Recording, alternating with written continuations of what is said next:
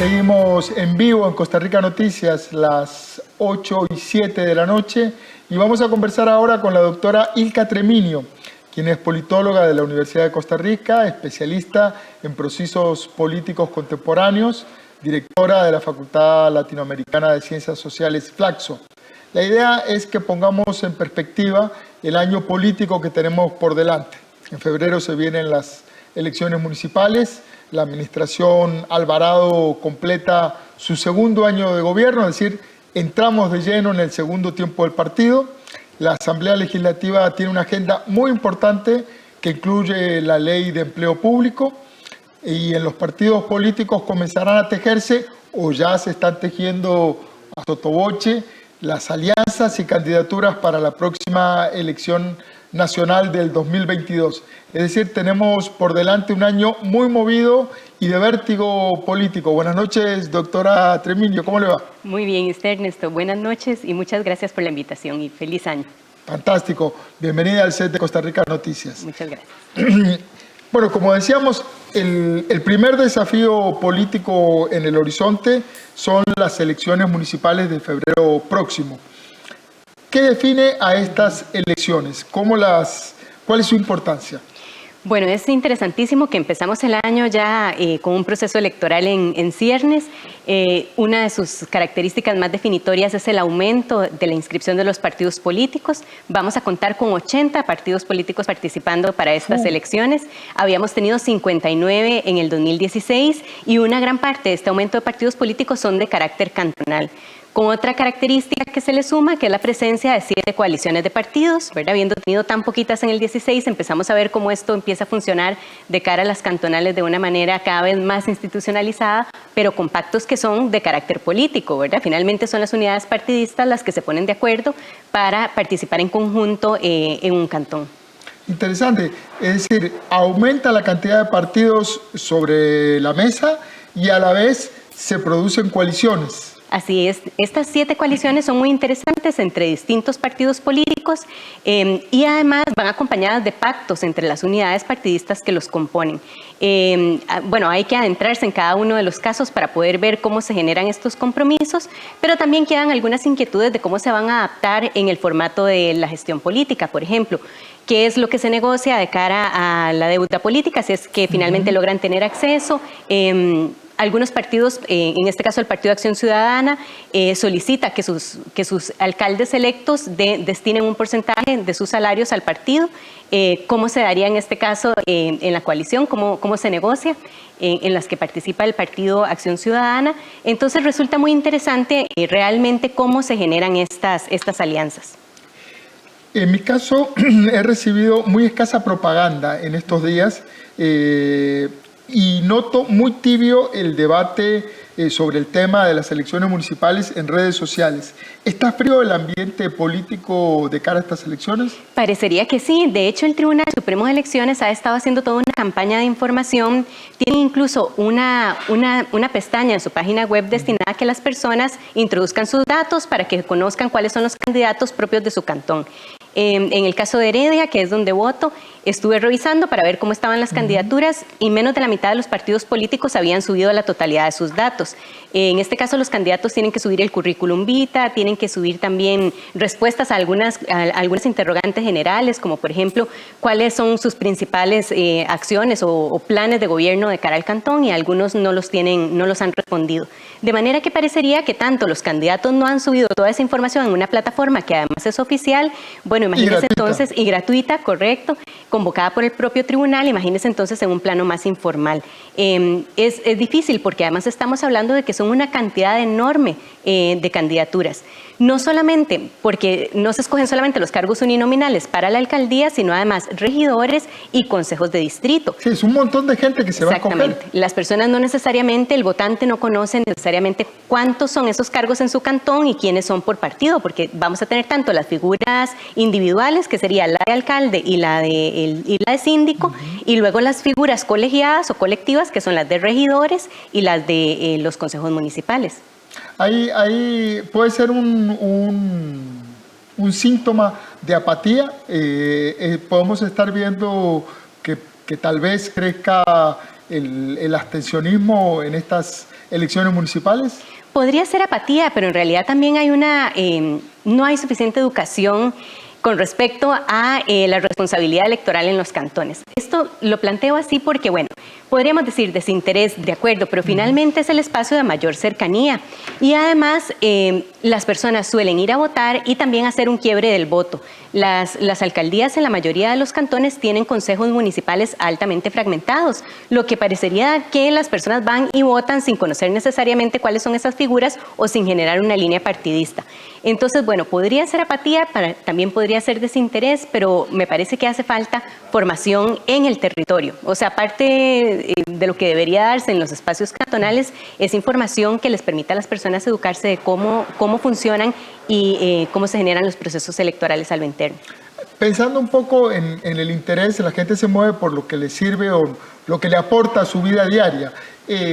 La responsabilidad que tienen, por ejemplo, en tema de recolección de basura, en tema de mantenimiento de vías cantonales, que en algunos lugares son fundamentales para la vida, para la producción, para mover los productos fuera del cantón, etc.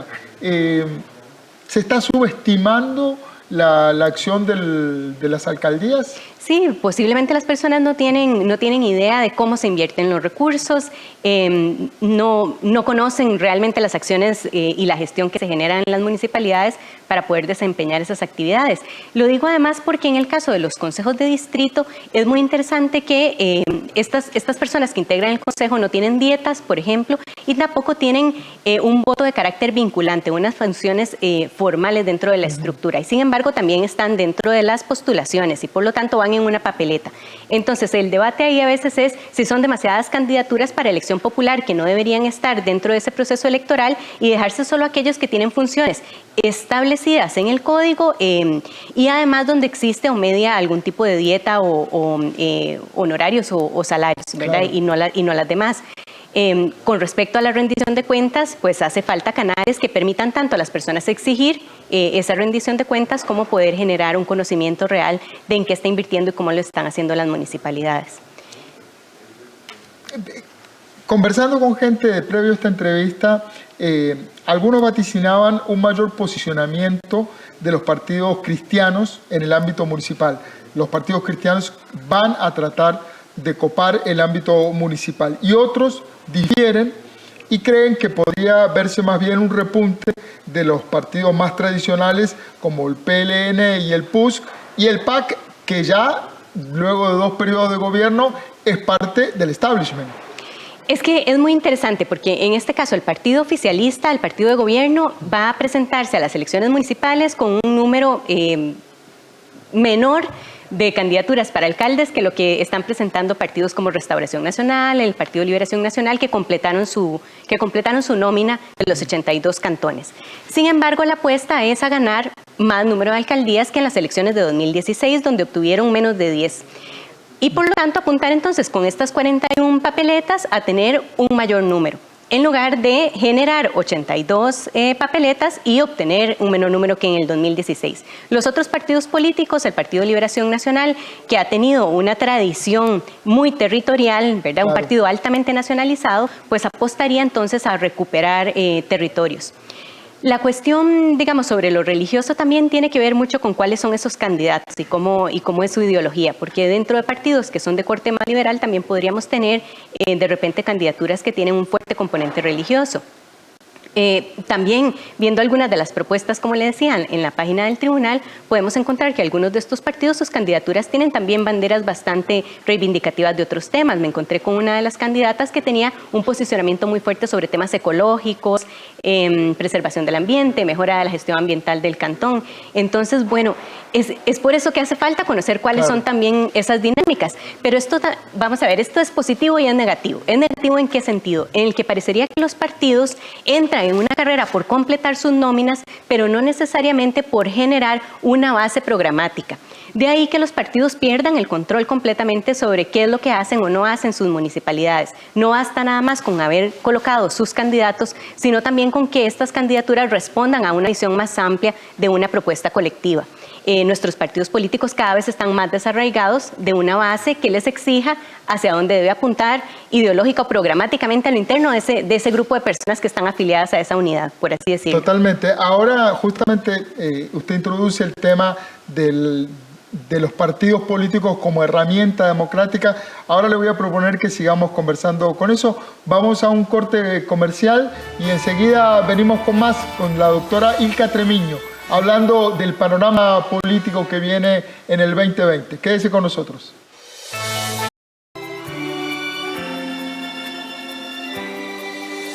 Buenas noches y gracias por continuar en la señal de Costa Rica Noticias, 8:19. Seguimos en vivo conversando con la doctora Ilka Tremiño sobre el panorama político que nos espera en este 2020. Un año bisagra. Justamente la administración de don Carlos Alvarado cumple su segundo año completo, ahora en mayo, y deja atrás la etapa del gobierno de coalición, supera un poquito la batalla de la estabilidad y el desafío fiscal. ¿Cómo visualiza estos 2 años que le quedan a la administración Alvarado? ¿Cuáles son los desafíos? Bueno, son 2 años en los que hace falta una edificación muy importante de lo que ha venido visualizando el gobierno y la coalición además de gobierno, particularmente en materia de reforma del Estado. Lo que se esperaría de este 2020 es que la agenda que entra a la Asamblea Legislativa sea una agenda que profundice en ese proceso. Es un proceso que va a ser altamente conflictivo, claramente, porque un proceso de reforma del Estado, tal como el que se viene planteando, no se va a encontrar o se va a encontrar más bien, digamos, de frente con movilización social y particularmente con un rechazo importante de los sectores sindicales. Yo también creo que en esto es importante indicar que el gobierno debe observar lo que está sucediendo en el panorama latinoamericano, ¿verdad? No leernos solamente en una clave costarricense. La clave de Chile, la clave de Colombia y Ecuador. Colombia y Ecuador, sí. Cuya situación económica, además, se ha estado enfrentando en los últimos meses a una situación muy similar a la de Costa Rica, una cuestión de déficit fiscal, reformas importantes en materia de solvencia económica, pero donde también hay un amplio rechazo social a determinadas reformas. Entonces, es un balance que va a generar posiblemente mucha intensidad en el 2020 en Costa Rica. Bueno, porque precisamente lo que también sucede en el entorno latinoamericano va a dar unas señales a la sociedad civil costarricense, pero es de esperar que la Asamblea Legislativa esté muy enfocada en una agenda que tenga que ver con estos procesos. Lo mencionaba usted anteriormente, el tema de empleo público. Un tema en donde medio país se va para arriba de la escoba. Exactamente, hay un proyecto de ley también que tiene que ver con recorte al número de instituciones. Hay una serie de profundización en este tipo de temáticas en donde, bueno, hay una alerta importante de los sectores sociales y es de esperar que sea, por lo tanto, un año bastante intenso en esta cuestión. Las posibilidades de diálogo, digamos, durante el 2019 y 2018, sobre todo en el 2018, el conflicto fue muy fuerte, muy marcado, la huelga docente, sectores de transportistas, digamos, fue un conflicto muy agrio. No se vio una capacidad por ambos lados, por ambos sectores, en confrontación, de poder dialogar. ¿Anticipa usted que una varita le ha tocado, encuentren la manera de conversar? Bueno, es difícil poder anticipar cómo se van a dar los procesos negociadores, pero sí es importante indicar que el gobierno también ha reestructurado algunos de los cargos políticos en ministerios que llevan una batuta en materia de negociación, como es el caso del Ministerio de la Presidencia. De manera tal que esto podría generar además unos canales distintos y unas formas diferentes de sentarse a la mesa a negociar. Pero bueno, todavía no conocemos cómo es ese mecanismo porque sabemos que estos son cargos que han sido renovados muy recientemente. Es de esperar que tenga una visión que permita sentar a diferentes partes a negociar en esas mesas. Pero también es interesante decir que una cosa es el Poder Ejecutivo y otra cosa es el Poder Legislativo en esta materia. No necesariamente todo lo que se ha generado en materia de negociación y en materia de coalición en el Poder Ejecutivo tiene un reflejo o se refleja en el espejo de la Asamblea Legislativa. Ahí esos canales están bastante más rotos, ¿verdad? Los mismos partidos políticos no tienen la misma interacción. Entonces, hay como dos espacios compuestos por miembros o actores de esos partidos políticos, pero que interactúan en una dinámica distinta. Ahí la apuesta por Víctor Morales en el Ministerio de la Presidencia, manteniendo su curul en la Asamblea Legislativa. Sí, así es, y digamos la llegada también de otras figuras importantes al Ministerio de la Presidencia, como es el caso también de doña Silvia Lara. Y en el caso de la Asamblea Legislativa, procesos negociadores que ya se empiezan a ver, porque a partir de este día, ¿verdad? Lo que vamos a tener es la Asamblea pensando en el nuevo directorio y cómo pensar ese nuevo directorio de cara a la agenda que estamos conversando, es decir, cómo se va a generar entonces las comisiones estratégicamente para poder facilitar o impedir que determinados proyectos de ley caminen o no caminen en ese proceso. Es decir, eso es una ingeniería que está en dos espacios, ¿verdad?, que tienen que dialogar y que luego también involucra y atañe a otros sectores y a otros actores, incluida ahí la sociedad y los diferentes representantes de los grupos. Interesante, va a ser un año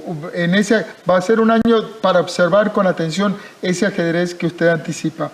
¿Cómo ve también los partidos políticos y su conexión con la gente?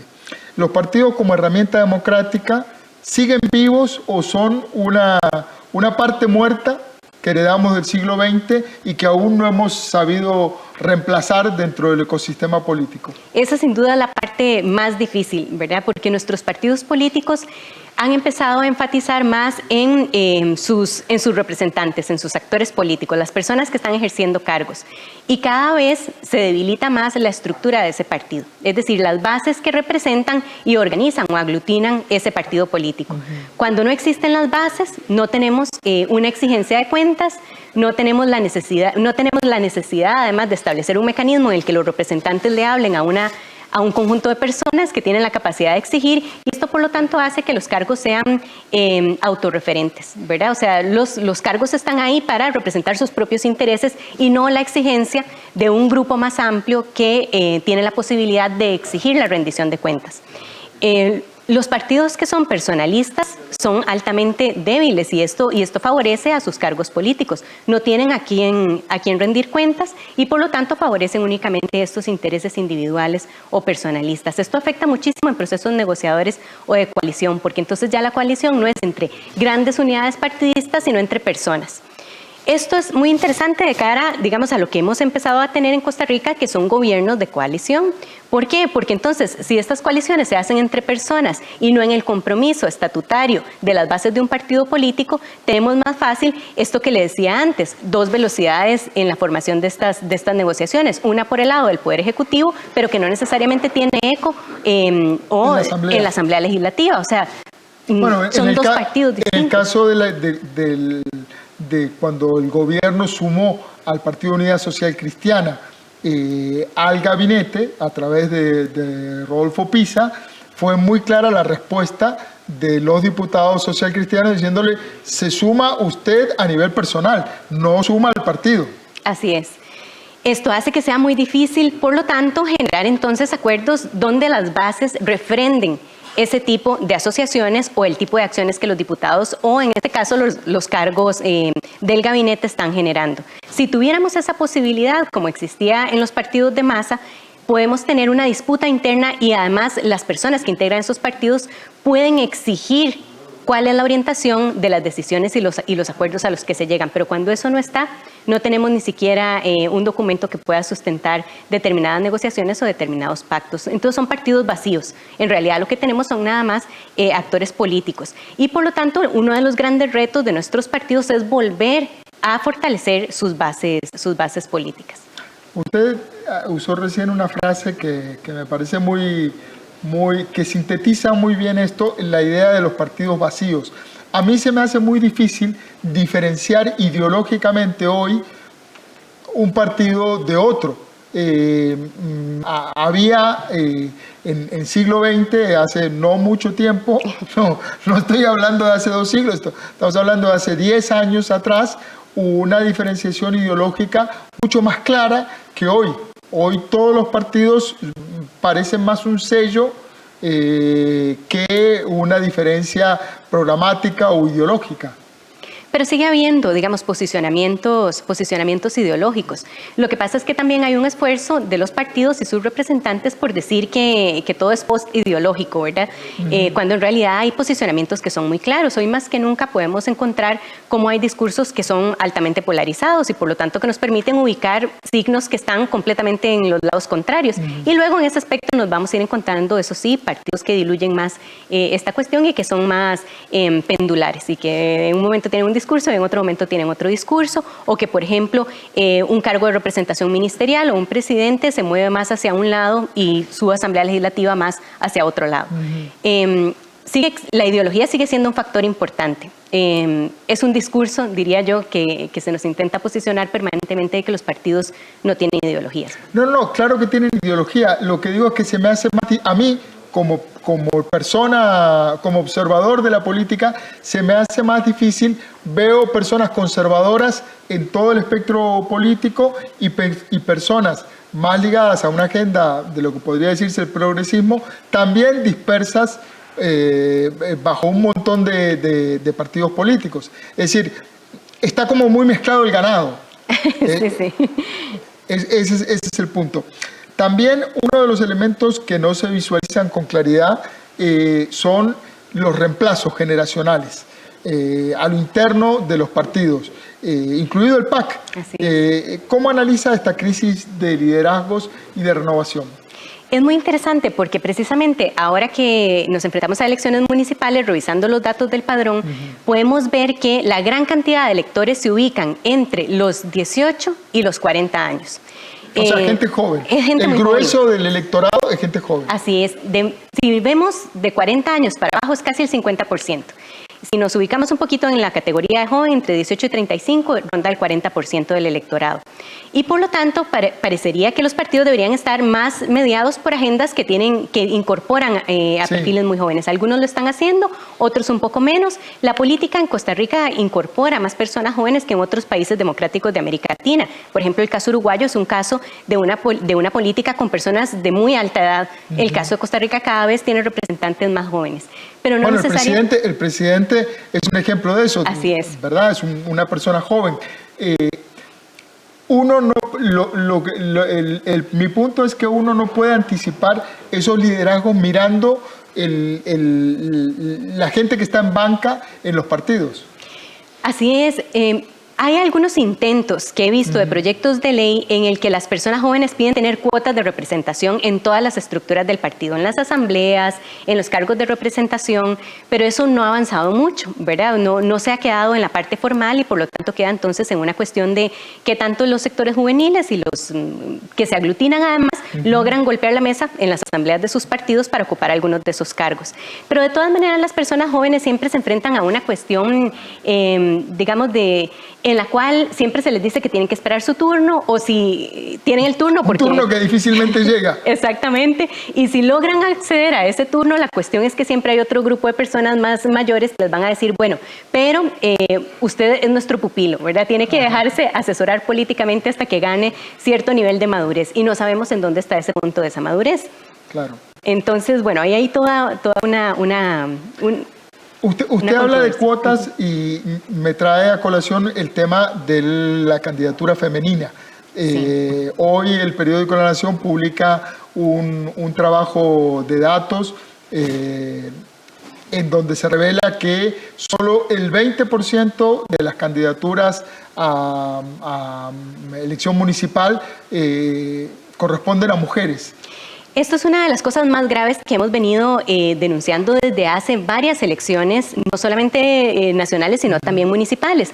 Y es muy interesante porque el Tribunal Supremo de Elecciones para la elección del 2016 ya había generado suficiente mecanismos, digamos, que garantizaran la participación de las mujeres en los espacios nacionales, pero en las elecciones municipales es hasta ahora que empieza entonces nuevamente a ver el tema de paridad vertical, paridad horizontal. La paridad vertical queda como estaba anteriormente, pero en materia... Desarrolla un poquito el concepto porque a veces es un poco técnico.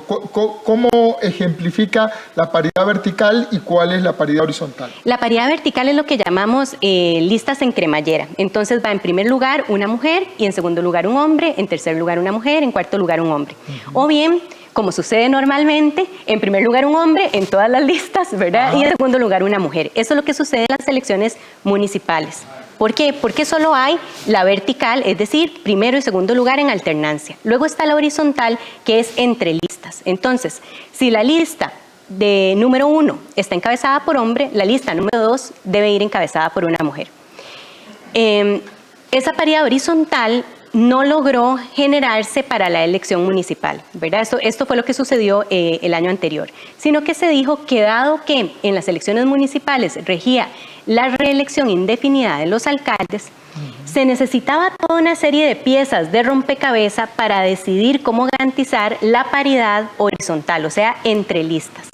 Porque si un alcalde se iba a reelegir, ¿verdad? No podía entonces exigírsele en la segunda lista que fuera necesariamente una mujer porque el otro alcalde también iba a ir por su reelección. O sea, tenía que haber una serie de limitantes. Todo el tema de la... No sé si me voy a entender. Sí, se da a entender lo que queda pendiente y para desarrollar quizás en otra conversación es esta posibilidad casi indefinida de elecciones de alcaldes que se perpetúan en el cargo y que bueno, tenemos el caso del alcalde de San José, sí. Tiene muchos años, hay muchachos que nacieron viendo al mismo alcalde de San José y hoy son adultos jóvenes y, sí. Y ahí sigue. Entonces, este tema de las posibilidades de seguir presentándose de manera indefinida están afectando también temas como el tema de la paridad femenina. Así es, gravemente, pero también para no ser tan imprecisa, porque en esto, como vamos con el tiempo siempre limitado, sí se va a aplicar la paridad horizontal para las listas de regidores, porque son listas colegiadas, claro. Pero no para las uninominales. Ahí es donde quedó, digamos, una imposibilidad. Alcalde, vicealcalde. Exactamente. Ahora, eso es una tarea ya no del Tribunal Supremo de Elecciones, es una tarea de los y las legisladoras. ¿Por qué? Porque lo que se necesita ahora entonces es hacer una modificación que permita hacer ese arreglo que genere esta cuestión entre la reelección y la garantía de la paridad horizontal femenina. Lo que hemos tenido es unas elecciones vergonzosas en los años atrás con un grupo de mujeres elegidas todas como vicealcaldesas y todos los hombres como alcaldes. Y además las mujeres como vicealcaldesas con unas agendas de corte únicamente social y los alcaldes con todas las agendas estratégicas. Eso es una barbaridad. Eso no representa un avance democrático. Esto es totalmente antidemocrático, ¿verdad? Esto es un segundo plano político de las mujeres que es inaceptable. Por lo tanto, nos hace falta exigir en la Asamblea Legislativa modificaciones que permitan que las mujeres tengan un ejercicio del poder real en las municipalidades. Y bueno, dicho eso, viene otro tema que es muy interesante, que tiene que ver con el tema transgénero y LGTBI. Por la opinión consultiva que había hecho la Corte Interamericana, se creaba entonces la necesidad de que la institucionalidad reconociera que si una persona iba al registro y solicitaba el cambio de sexo, ¿verdad? Previamente, entonces ese cambio de sexo ya debería regir en su vida para todo, ¿verdad? Para todos los trámites que se hiciera. Hay una resolución de meses atrás del tribunal de una persona que se presentaba a una lista de consejos de distrito y que esta persona es una persona trans y además ya había hecho su cambio de sexo para autopercibirse como mujer. Sin embargo, lo que se hace es que se rechaza esa lista porque el segundo lugar es un hombre. Y el tribunal responde que se está inscribiendo la candidatura número 1 no por el sexo autopercibido y por el cambio, sino por el sexo de esta persona al nacer. Entonces se rechaza la inscripción, ¿verdad? Esto lo traigo a colación porque me parece que esto está sucediendo en una lista que en materia de orden jerárquico de elecciones, bueno, es un consejo de distrito, pero ¿qué va a pasar cuando esto se nos presente en listas nacionales para diputados? ¿O qué va a pasar incluso si vienen listas presidenciales, donde también Costa Rica ya tiene una tradición de alternancia vertical de género? Entonces tenemos en esa materia digamos, en materia Todo un amplia de desafío. género, todo un desafío. Y donde además parecería que nos estamos quedando muy atrás y que Costa Rica tendría que empezar a ver cómo lo hacen otros países que han avanzado en esa materia. Muchísimas gracias, doctora Ilka Tremiño, politóloga, analizando el panorama electoral y el panorama político que vamos a tener este 2020. Se nos acabó el tiempo. Con ustedes seguimos informándolos. Somos Costa Rica Noticias, las noticias del 13. Estamos en vivo. Y recuerde, trabajamos para usted. Somos la televisión pública de Costa Rica.